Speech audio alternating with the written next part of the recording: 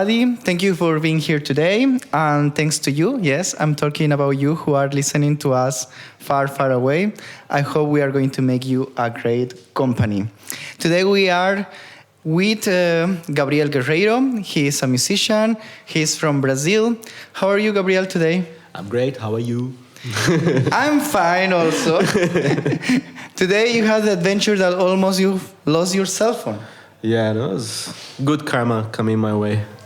But I got my phone back. We were going to talk today about being a musician in Prague, and we prepared some short flash to talk about that. Okay. We are going to go with it, okay? Beautiful. Let's do it. Want to be a musician? Really? You're going to be a failure begging for money on the streets. Come on, be serious. Get a normal haircut, dress as a normal person and focus. And turn off that devil's music.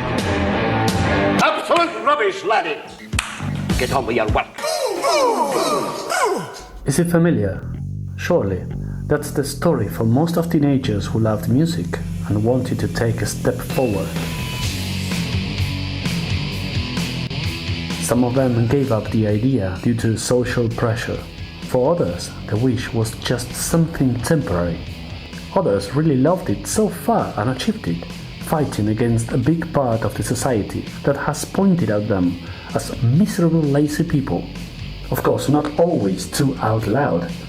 But those who crucified artists want definitely also to listen to music, to sing their happy songs on the way to their enslaved work every morning, to listen to a blues song when their hearts feel broken, to come down to don't smash their customer's head, or just to relieve their suicidal thoughts.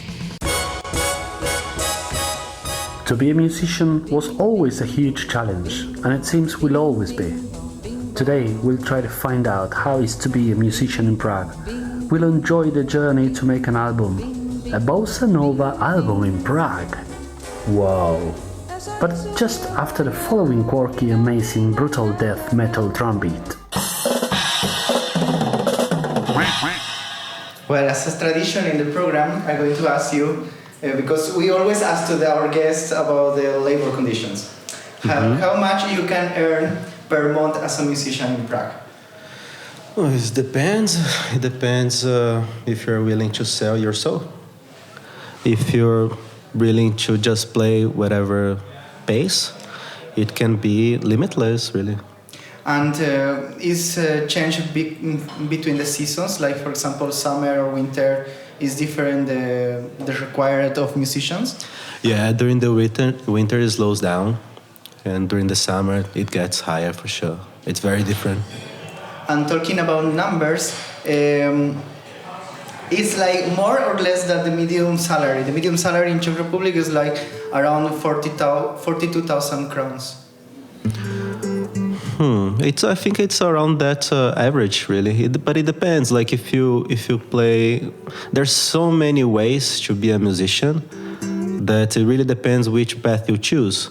If you only play concerts of your original music, or if you only play covers, or if you play whatever they ask you to play, then you can make, I think, around 60 in a month, or 50, 30. Depends how good you are in selling, because it's to find gigs is a marketing gig. And what is better in terms of earn money, to create your own music or play covers? Play covers.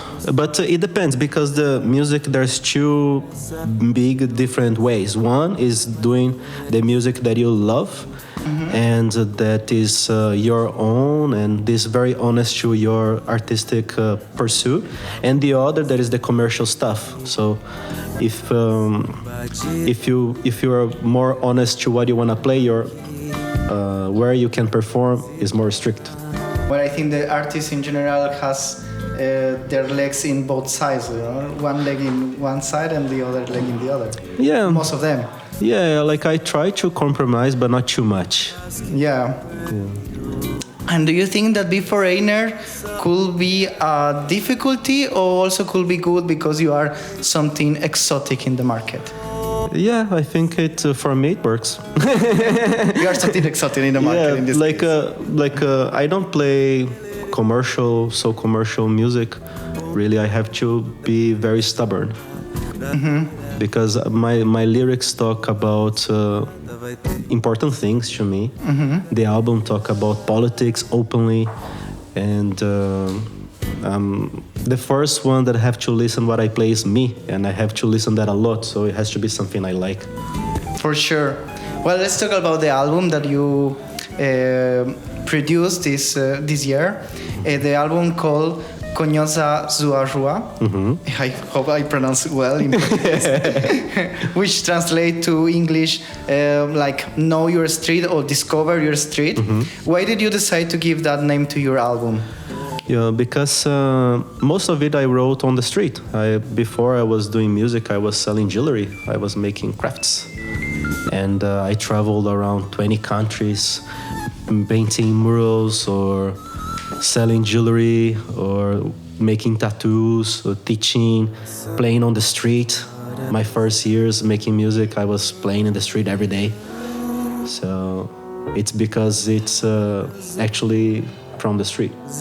When you produce an album, it's not just about the music, but also about the imagine, like the cover that you are going to use. And when you say discover your street, I imagine that I'm going to see one cover in the album, like one street, but I find something completely different. We have nature and some sunset or sunrise in the middle of the nature. Why you decide this cover for your album? Yeah, I gave the artist freedom to create. This is my friend Odair. I just told him roughly about what the album was about. He listened to the lyrics, he made that, and I accepted it. It's his interpretation of the music. And how you think that link the cover with the idea of the album? In which way you think that could be connected? Yeah, because in the there are some lyrics that I talk about traveling and about nature, so it is combined. It's Know Your Street because I was the street scene in Prague for many years. And it has nature there because I'm always going to nature, and many things that I composed was while I was in nature. The people who are here today with us wants to ask you what is the most commercial song that you played? That I've played? The most commercial song that I've played? That I Se Eu Te Pego. Okay, and what is the most weird song that you played? The most weird song? I don't know. I think all of them are pretty weird, the songs that I make. The weirdest one, I don't know. It depends from which perspective, you know. Like I was once playing in a nightclub and I was just playing some very simple lullaby melody that I wrote that afternoon. And for that circumstances was really weird. We are going to talk now about the music, the Brazilian music, and we prepared some flash to introduce that. Okay.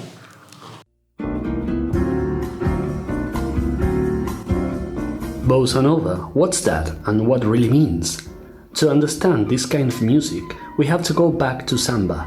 Bossa Nova is the daughter of samba, and samba is the daughter of slavery. It's where all begins, and here we go.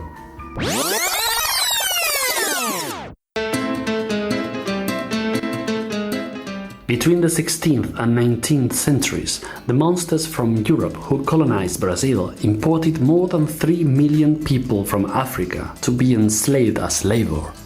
Samba is the cry of the slaves arriving from Africa, converted into music and dance. It's the result of the evolution of commemoration that were already taken place in Africa.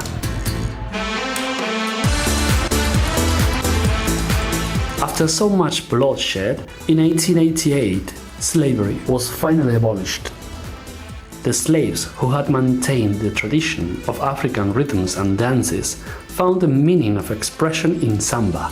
Next generations migrated especially to Rio de Janeiro, and the cultural explosion was inevitable, despite the fact that this music was even banned. At the beginning of 20th century, samba had become so popular and rebellious that anyone who played an instrument on the streets could be arrested. However, since the 1930s, samba was established until it became the music par excellence of the Brazilian carnival. In fact, it is said that on Shrub Tuesday, one of the big days of the carnival, the slaves were allowed to be free temporarily to celebrate the carnival without a master. So everyone was equal, at least in poetic terms.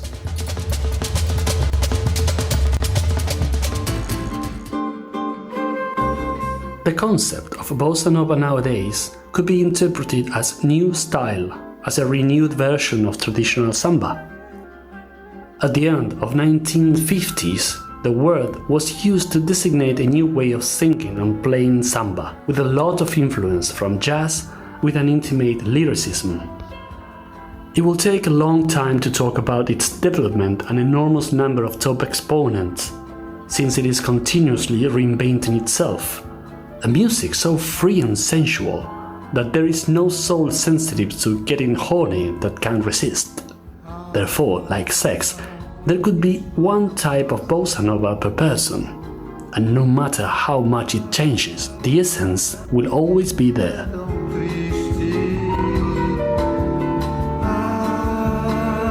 Okay. The album is composed for 7 songs in the bossa nova genre. Correct me if I say something wrong, because I'm not expert in music. How was the process to decide to create an album in this kind of musical genre? Yeah, so the album is not only in bossa, there is more towards the samba as well, and another Afro-Brazilian rhythms like Ijexá. So it's not entirely a bossa album, but it's on that realm of Afro-Brazilian rhythms. And it was not so much of a choice, I just accepted that that's what it was. And what is this relation that the samba has with the bossa nova? We can say that bossa nova is like the samba but for the saloon? There is no difference. It's just a commercial change to know where you find it. You find this now instead of the ethno music. You find it in the jazz session. Mm-hmm. It could be an interpretation that the samba lost some of the speed and became slower, and many percussion instruments gave place to the piano. And instead of having many percussionists, you just put there a drummer and a saxophone, and you use the jazz ensemble to play samba, and that could be, but it's just one part. Yes, because some of the musicians said, well, the bossa nova born in the middle class in Brazil, and it was done or produced for the middle class. It's like some more stylized or more elite style of samba. I think it's also true, but it is very, very complex to say. For me, like I was from very humble beginnings. My both parents, they were born in Islam. And then now if I play samba, because I play in the castle, I am playing another kind of samba. For me, what exists is samba. Yeah. And the bossa nova is just a way to make people be more open to it. What happened for me, the most drastic issue that makes bossa nova to be almost a standalone genre, is that the most re-recorded song in history of music was a bossa nova. And you're talking about Garota? Yeah, Garota de Ipanema. So when you have that massive success, like you have to explain that as a phenomenon, you know. This Garota de Ipanema for me is interesting because you have some chill song, that optimistic song, but in the same time, this song is start to be popular when the dictator started in Brazil, you know. It's like, I can imagine like the horses going in the streets and hitting the people in the demonstration, and have the soundtrack of that That is Garota de Ipanema. Yeah. I mean, like, there's a lot of bossa nova, you can say, or samba that is written to protest. And it's not just about making pretty things that sell. It was just, I think, a generation of extremely talented musicians that made the best they could. Yeah, definitely. I was talking to some friends who are not from Brazil, and when I told them about bossa nova, they related with beach music, hotels, elevator music, or something too relaxing or even boring. What would you say about those prejudices related to this kind of music? I mean, listen to my album.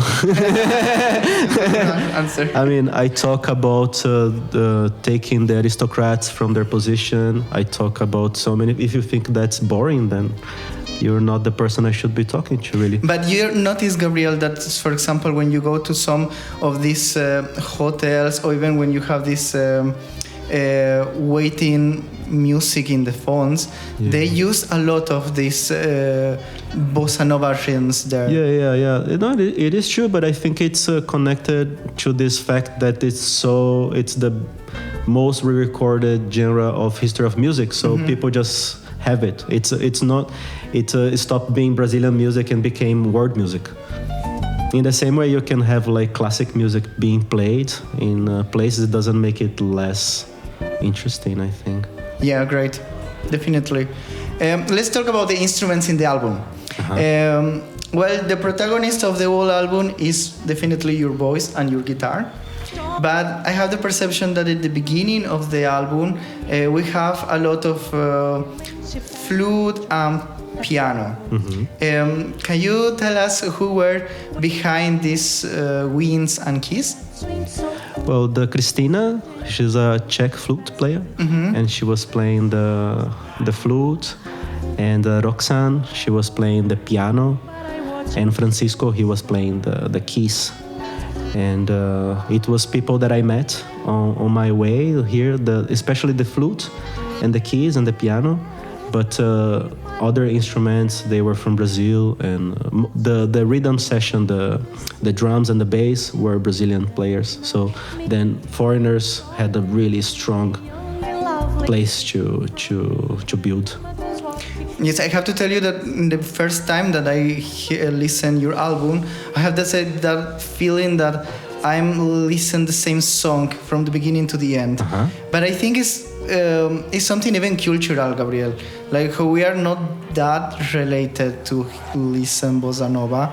For us, it start to be like to chill some moments.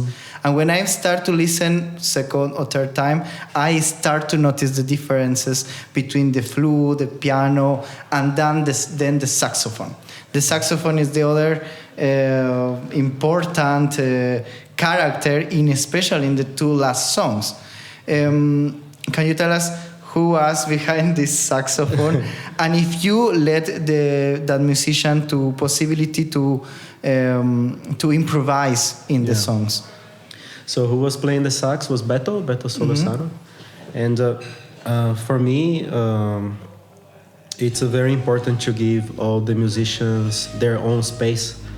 So it's not supposed to be just my support band somehow, but we're having an actually conversation that is happening just in this way, just exactly on that moment. Like for example, Beto, we gig for years and we never rehearsed. It's like if I would be rehearsing to have this conversation. Yes. I can have some notion of what we're going to talk about, but I cannot memorize all the words and say exactly, but I have like a notion of what we're going to talk, and then we have a dialogue. That's what I try to do. But you play with Beto before, you know each other like musicians. Yeah. And this saxophone remind me this relation that bossa nova has also with the jazz. Yes. Or the samba has with the jazz and create the bossa nova. Can you tell us a little bit how is this relationship between the jazz and the bossa nova? Oh, the relationship of jazz and bossa nova. That's a good question. It's like the Afro-American North or South. They have like a very similar language, I think. And when we say that the influence of jazz created the bossa nova, I'm not so sure. I think Brazilian music caused maybe much more impact in American music than the American music caused impact in the Brazilian music. I don't think it's just because they had the strongest ideological apparatus that they could promote more their ideas. I think Brazilian music, when we call it Brazilian jazz, it's a bit sounds like it's a branch of the jazz, but it's Brazilian music with the choro, for example. It's influence, I think, so much more. It's like, but for sure the influence is there. Also on the choice of instruments, and I chose the saxophone because of that connection with the jazz anyway. How you solved the percussion in the album? How you did the percussion? Did you use a battery, or how was? Yeah, so done? it was Popó from Brazil. He's a drummer, and I sent him I recorded the songs in. I did. We call the guide track. Yeah. So I went to the studio and I recorded my voice and the guitar, and I sent him, and then he did his thing. He did the drums. And then I sent it later on to the other musicians, and everyone gave their part on the top of what I wrote. Then that means that the creation of the album is one teamwork. Yeah, it took me like 3 years and a lot of mistakes, and it was for me it was my first one, so everything was discovering, and I had the help of Adriano Trindade. Which was the music producer of the album, and he's a very experienced Brazilian musician that he lives in Berlin, and he helped me a lot. And did you have some methodology to compose the songs or the music? What comes first, like the lyric and then the song? Each song is one process. Each song is one process. It has to do what I'm living, and sometimes I try to sit down and write something, but that's usually not what happens my best work. It's just, I cannot choose, it just comes through me, and I accept, and I take the moment, and I try to write down or record when it comes, and then use it like that, spontaneously. And how was deal with the recording studio, Gabriel? Did you found a recording studio here in Prague? Yeah, it was 3 different studios I tried, and here was in Prague at first, and then I went to Berlin to record. The times that I recorded here in Prague didn't work out, more because of my own inexperience, and then I went to Berlin to record in the Kegel studio. And how much it cost that to produce or use the studios? I don't remember anymore. I burned all my money in this. It was. I think, man, I don't remember. Some hundreds of euros. Yeah. Like, because it was not just one session. So it was many times going there. I don't know, maybe 500, 400, or something like that. And the idea of the studio, you pay them for the times that you use in the studio to record. Yeah, but I had a really good deal with them. So it was friend of Adriano, and they have a good relationship. And by the time I started recording this album, I was absolutely broke. So I was just like, okay, I'm gonna keep believing and putting everything I have, any extra thing I have. And when I saw that I would have to spend more money, I just find a bartending job or anything, gardening, just trying to make the money and put piece by piece. And it was many years of investing money in this. Here the people in the room ask what is the channels that you find most relevant to the promotion of your style of music? Well, I'm not famous in anywhere, but TikTok works for me the best. Yeah, good. And Facebook, Instagram, not so much. YouTube, not so much either. But I try to put content in all those places, but TikTok has the easiest reach of people that don't know me. But Facebook and Instagram is somehow the same bubble. We are trying to learn a little bit of Czech in the program. This is the program number 13. We are like 13 words in Czech already achieved. We are going to play one flash about the word that we are going to learn today. Check out the Czech. Check out the Czech. Check out the Czech. Check out the Czech. Check out the Czech. Check out the Czech. Check out the Czech. Hi there! Today in Check Out the Czech we learn the word hudba. Hudba means music. In Czech the word comes somehow from the old Bohemian verb hosti, which was playing stringed instruments, especially the violin. So it derived in hosle. And it's very interesting that the word hudba has a total different root from the vast majority of languages. Music, musik, musiek, musiki, musika. All of them come from artistic muses that allow us to have creativity. So let us call upon all the muses to enable us to better understand this complex language. See you next in Check Out the Czech. Stick around. After listening to the album, I have this feeling to be cares-free, not working addict or not working lover. You have, I think, the bossa nova, and you also has like very seductive style.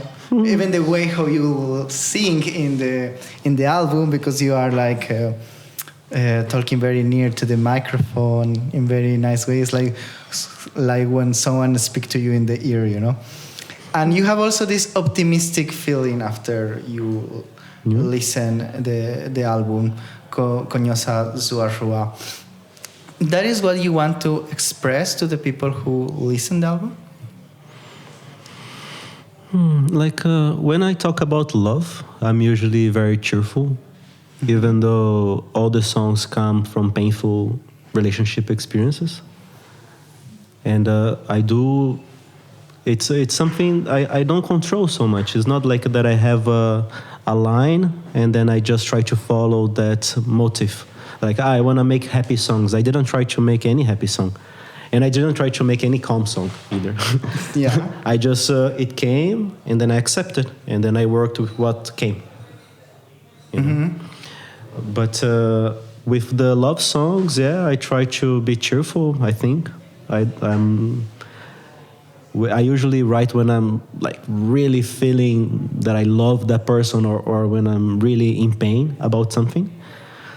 So it's just the honest way that I'm feeling like that. Like if I'm feeling happy, I try to write with that thing on that I'm feeling, so it's real. If I'm feeling sad, I write about feeling sad. If I'm bored, I write about being bored. And I just, whatever I'm feeling, I just try to put that. And you write the songs in 3 different languages in the album. Yeah. You have most of the songs are in Portuguese, and a couple are in Spanish and also in English. Yeah.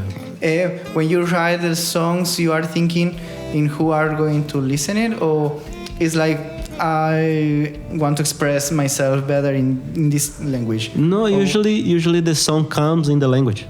Okay, great. So I think depending of what I have different personalities according to which language I'm working with. So when I wrote in English, I was cycling from Berlin to Prague. It was a song that I was writing in English, but I had an American girlfriend at the time. So I had a lot of English happening in my brain. And when I wrote in Spanish, I was traveling with a Venezuelan drummer. So it's connected to. It's not the girls are the responsible of the language. Pretty much. But in the case of the Árbol en el Camino, it was a guy that we were traveling together. We were coming from the carnival in Brno. Also, your couple? No. No, we were playing in Brno on the previous day, and then we had a gig in the afternoon. And then the story is about a tree that fell on the train tracks. Yes, it was a song that I completely understand.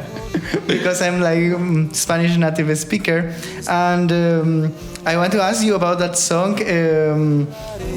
if you were like sharing your personal experience, or also you also want to express the feelings of many people who travel from the countryside to the cities, to work. Yeah, that was a happy accident. That was a happy accident. Like I write like a diary. I write what is happening. Like I don't focus too much on what is gonna be the outcome of it. When I wrote this song, I was not even thinking of recording it and making an album of these songs. Like I think the only song that I wrote when I was making the album, it was the Acorda Mulher, the Wake Up Woman, and that one I was during the recording of the album. All the others was I didn't even thought about recording that someone would listen. And that is also because that, for example, that song I can understand all the lyric, and the lyric is a little bit sad in some level, because you get stuck because some tree is in the middle of the road. You are not paid that day as you should be, but the rhythm of the music is like a little bit happy, Yeah. And it's like this idea that we have, like this cliche idea that we have about the Brazilian people that all the time are happy, Yeah, it was a bit of a joke because we were going to play in another event here in Prague, and then I thought no one's gonna believe me that a tree fell on the tracks. So it was a samba concert. Also, it was the Roda de Samba of Prague. So I thought I could just play them my song and that they would believe me as well. If after I had this song, right, like, hey man, I can play you this samba that I wrote in the way, and then I played with the band, and it was just a big laugh. And I would like to ask you also, how was the receivement of the people here in Prague with the album? What did you find, like a review from the people?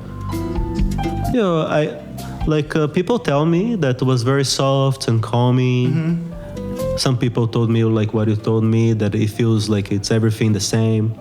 But some people were... No, listen more times, guys. You are going to find the difference. But I understand that, because if I would listen some Chinese music and then it's some variation of this regional Chinese music, I probably wouldn't even notice. I couldn't even feel it. But some people were really touched by it. Some people stopped me. Sometimes I'm just walking around and someone talked to me. And that's really, really new that came after the album. And something that surprised to me is that the Brazilian community in Prague is quite big. Yeah. And did you have some reply from this Brazilian community? Yeah, some of them. But the Brazilian people that lives here, they usually go for concerts looking for women or for drinking. They don't go for music. So I didn't expect a big reaction from them. I had people that talked to me, but it was not like everyone that lives here. And also another thing is that I didn't even reach all these people. Most of them probably don't even know that I exist. But my experience with the Brazilian community here is that they go for fun or for dancing or something like that. And some of the things that I talk about are very dense. And it really takes like sitting down a little bit. It like some songs took a couple years to write. And if you're listening to it while you're hitting on someone and drinking or talking, like you're not gonna get it. Well, it was for me. It was great that we can have this kind of product, like being foreigners, artists here in Prague, and they can also produce their have one album and can produce here. It was for me one interesting experience, and for this reason I decided to invite you and share this experience of this travel with the people. And I would like to thank you very much for accepting the invitation.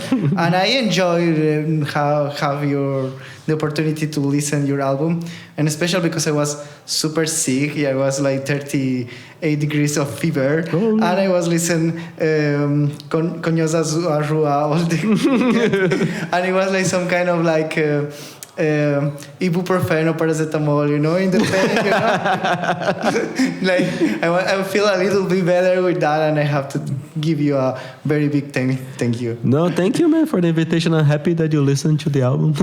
Yes, and we invite the people who listen us to follow Gabriel Guerreiro in the Instagram and Facebook channels, and you can also find the album in Spotify, and also you can share it in Instagram.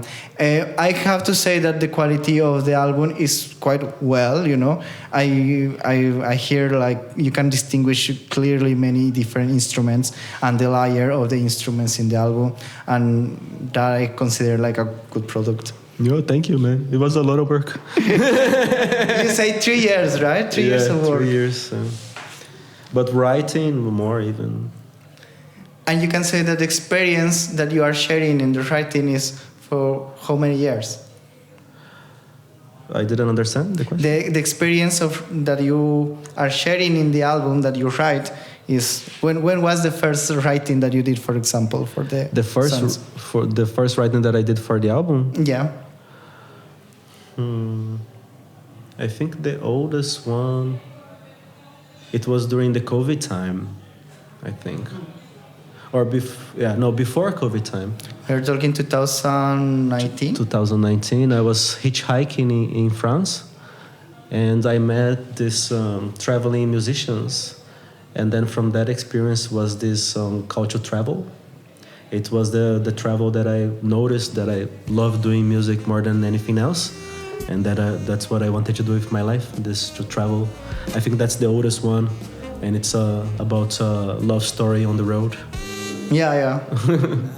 Well, thank you very much. Do you want to say some words for end the interview? Oh, thank you so much for your time. Well, we are going to continue with the people who are attend today to the event, and thanks you very much for listening to us until here. Bye bye. No. Now you can do your question.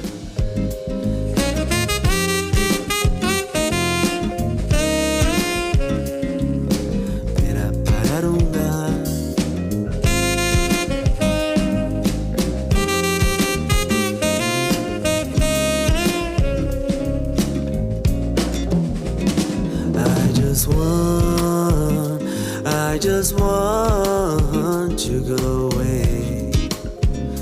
Don't overthink and only play the role that I must be sentenced